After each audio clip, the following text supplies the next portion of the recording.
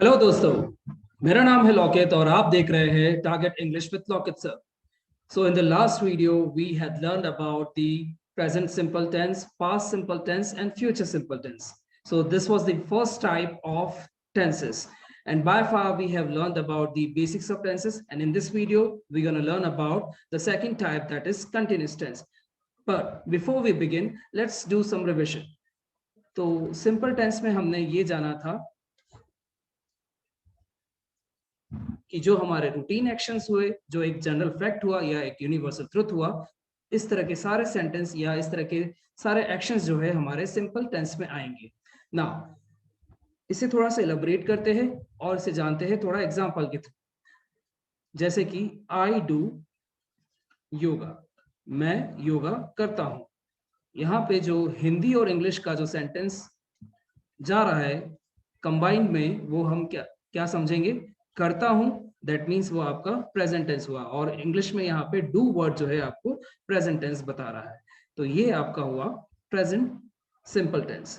Now दूसरा जो sentence बनेगा वो बनेगा आपका पास्ट सिंपल पे, जो कि है आई डिड योगा, यानी कि मैं योगा करता था या फिर मैंने योगा किया। अब इस सेंटेंस को दो तरीके से हम कह सकते हैं, या तो मैं योगा करता था या फिर मैंने योगा किया। यहाँ पे डिड जो है आपको पास्ट टेंस बताएगा और करता था या फिर किया आपको पास्ट टेंस बताने वाला है हिंदी में। और ये हमारा हो गया सिंपल पास्ट टेंस। ये आपकी V1 है और ये आपकी V2 है। आगे बढ़ते हैं। तीसरा सेंटेंस जो है फ्यूचर पे है, आई के साथ में शैल है, आई शैल डू योगा। अब यहाँ पे आपका जो हिंदी ट्रांसलेशन बनेगा, मैं योगा करूंगा, ये रहा, और ये आपका हो गया future tense.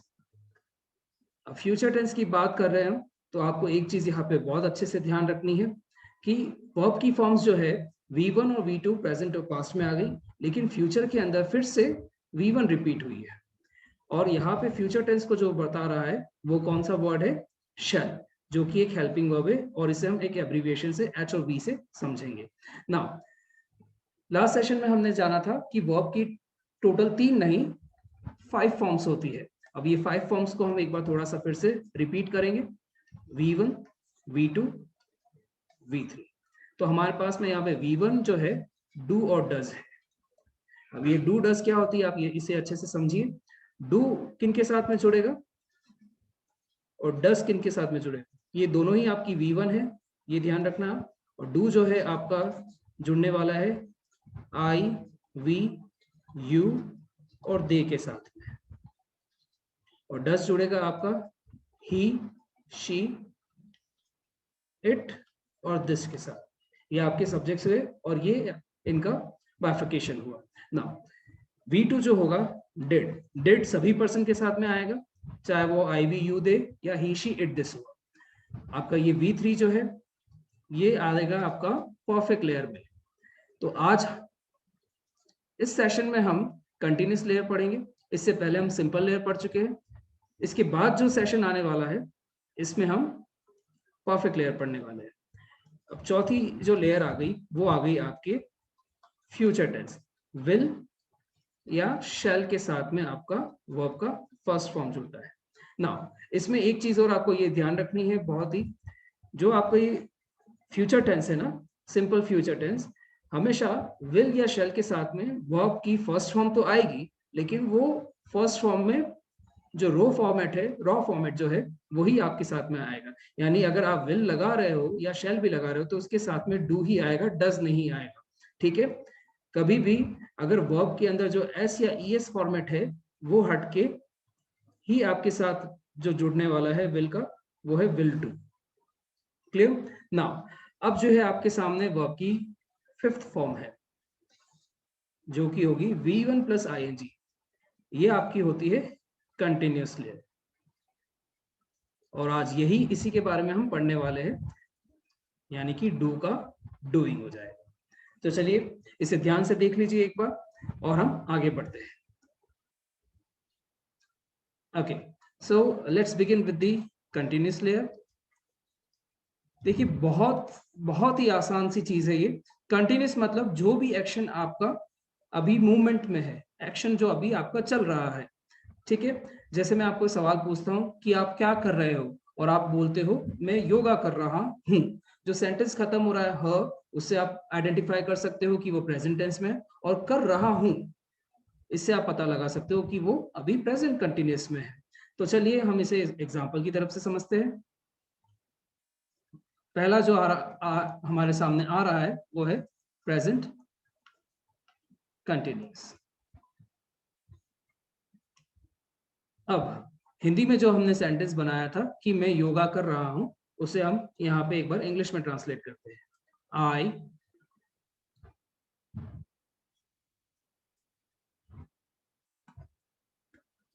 Now pay attention guys, यहाँ पे जो है मैंने एक फिल इन द ब्लैंक्स छोड़ा है। अब यहाँ पे क्या आना चाहिए, क्योंकि देखो डूइंग जो है ये आपका कंटिन्यूस बता रहा है, ठीक है। ये आपका सब्जेक्ट हो गया, ये आपका ऑब्जेक्ट भी हो गया। अब यहाँ पे प्रेजेंट टेंस कौन बताएगा, आई एम डूइंग योगा, ये जो है आपकी एक helping verb. Now present continuous के अंदर यहाँ पे आपको 3 हेल्पिंग वर्ब मिलती है, इज, एम, आर। और ये आपको ध्यान में रखना है कि इज, एम, आर किन किन के साथ में जुड़ती है। आपकी इज जो है ही या शी के साथ में जुड़ेगी, और नॉन लिविंग थिंग के अंदर दिस के साथ, इट या दिस के साथ में। एम आपका आई के साथ में आएगा, और आर आपका वी, दे और यू के साथ में आएगा। नाउ प्रेजेंट कंटिन्यूस को रिप्रेजेंट करने के लिए ये आपके पास में 3 हेल्पिंग वर्ब्स। इसी तरह से जो स्ट्रक्चर आपका बन रहा है वो क्या बनेगा, सब्जेक्ट है, इज, एम, आर है, वर्ब की फर्स्ट फॉर्म के साथ में आईएनजी है, और आखिर में आपका ऑब्जेक्ट है। ये स्ट्रक्चर्स भी आपको अगर अच्छे से याद रहते हैं तो आप बहुत अच्छे से टेंसेस को सीख पाते हो। बट मेन फंडा क्या है, आपको ये ध्यान रखना है कि आप इन सेंटेंस को किस तरह से हिंदी से भी अपनी कनेक्ट कर पा रहे हो।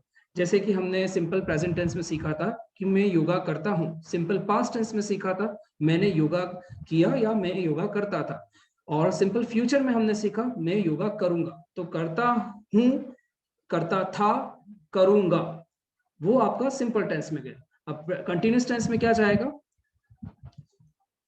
कर रहा हूं, और इसी तरह से पास्ट में क्या जाएगा, कर रहा था। सपोज कोई आपको आके पूछता है कि कल आप क्या कर रहे थे, और आपका आंसर निकलता है मैं योगा कर रहा था, और इसी को कर रहा था यानी था पास्ट टेंस हुआ, और कर रहा था यानी वॉज डूइंग हो जाएगा।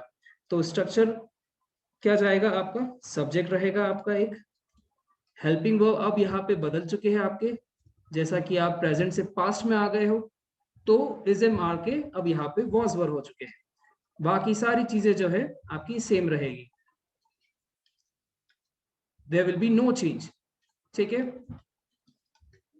Subject V1 plus ing and object, they all will remain unchanged, ठीक है।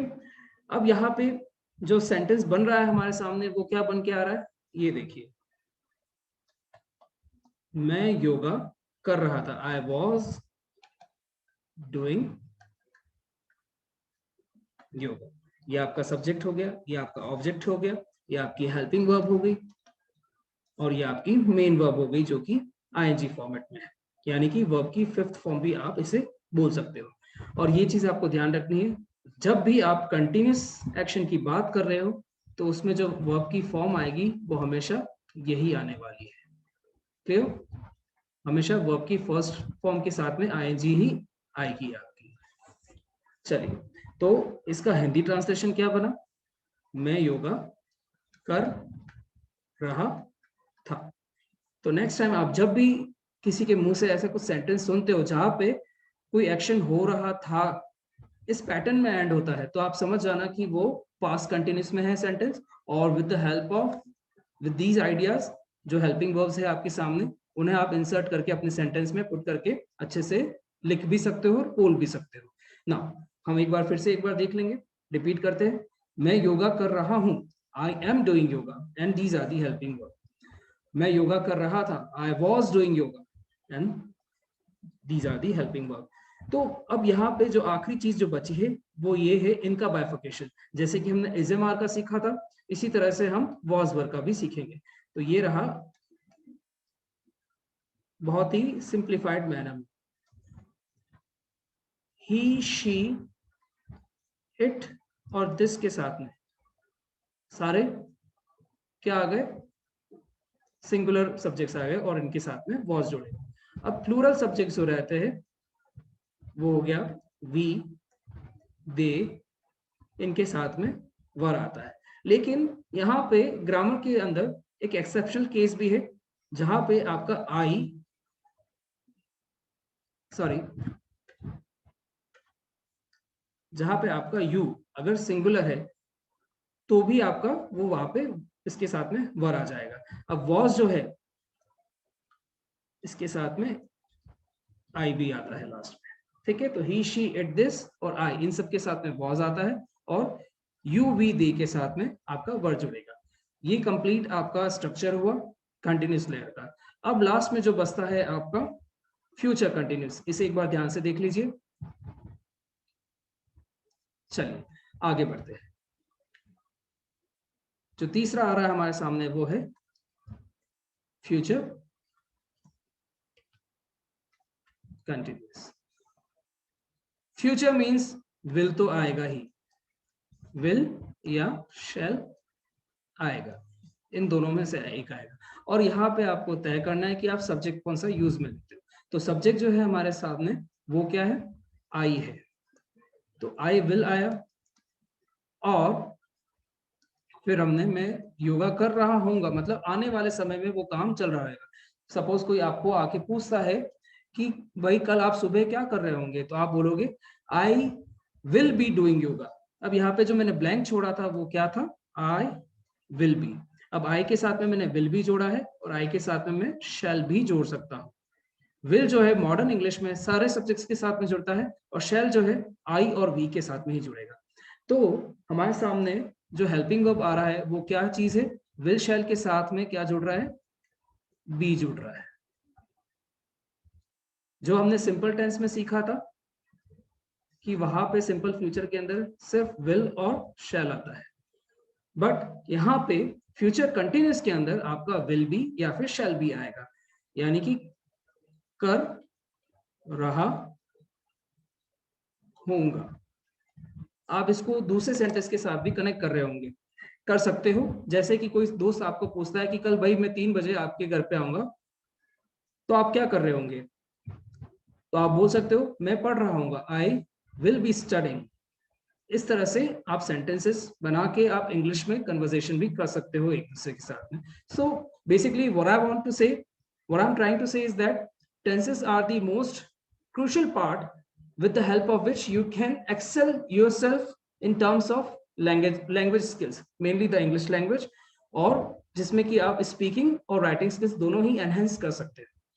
तो जो पैटर्न गया है सिंपल में क्या जाता है, प्रेजेंट पास्ट फ्यूचर को लेके, मैं योगा करता हूं, मैं योगा करता था, मैं योगा करूंगा।